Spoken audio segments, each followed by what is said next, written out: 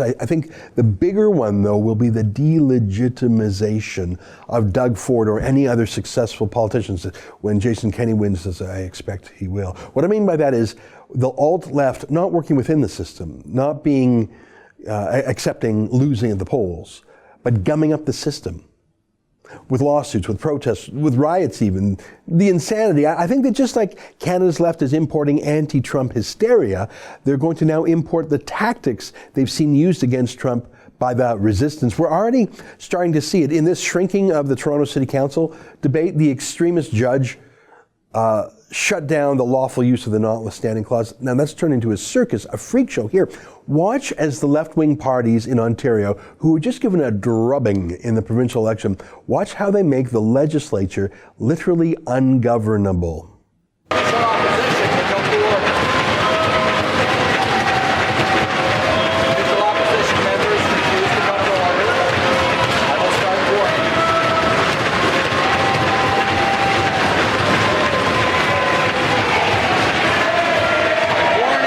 That continued and it got worse and they could not proceed. They had to be escorted out by security. I'm talking about the opposition politicians. That's not democracy stopping a legislature. That's not quite a riot. What it really is a lame Canadian copy of the US left's tactics against Trump. Just last week we saw something similar deployed against Donald Trump's nominee for the Supreme Court, Brett Kavanaugh. Remember this? Shut this hearing down. This hearing is an attack on women's rights and an attack on democracy. Shut this hearing down now. I urge you to shut this hearing down.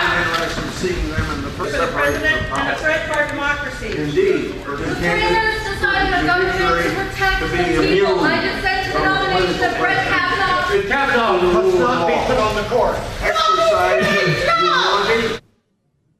Mark my words, that's coming here. That's what they're going to do to Doug Ford. Everything they've done to Donald Trump, they're going to do to Doug Ford.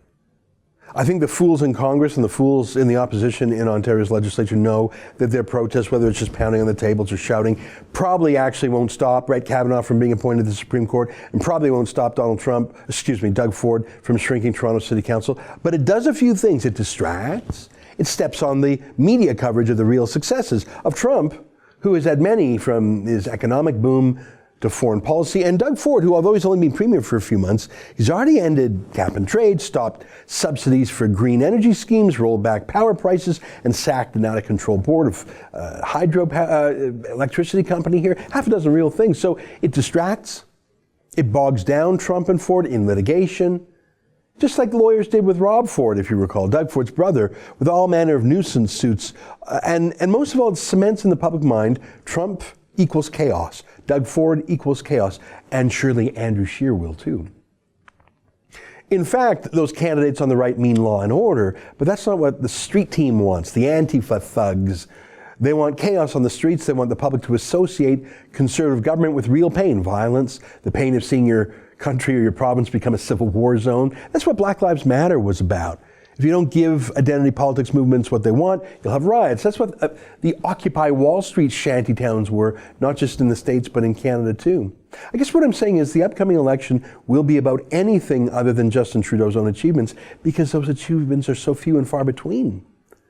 Other than legalizing marijuana, and please tell me, other than connected Liberal insiders, like the Liberal Party's former top financial officer who happened to own a major marijuana company, who exactly was pushing for this? Show me a mum with a school-aged child who's happy about marijuana now being more freely available for her kids to have, as if it's not hard enough parenting teenagers already. But other than marijuana, what can Trudeau run on? His hated carbon tax, his foreign policy flops, his Syrian refugees, some accused of murder and sexual assault? Look at this headline. Quebec, known as a progressive province, is set to elect a party called the Coalition Avenir de Quebec, CAQ, based in large part on their opposition to open immigration and their opposition to the Muslim head covering, the hijab. That's the mood of real people in Canada. People aren't happy with Trudeau or provincial or municipal versions of Trudeau, which is why Trudeau wants his foil to be not Andrew Scheer, but Donald Trump. That's an excerpt from my daily show, the Ezra Levant Show, weekdays at 8 p.m. Eastern. Every day I do a monologue, interview a guest, and read my fan mail and my hate mail. To subscribe, go to therebel.media/shows.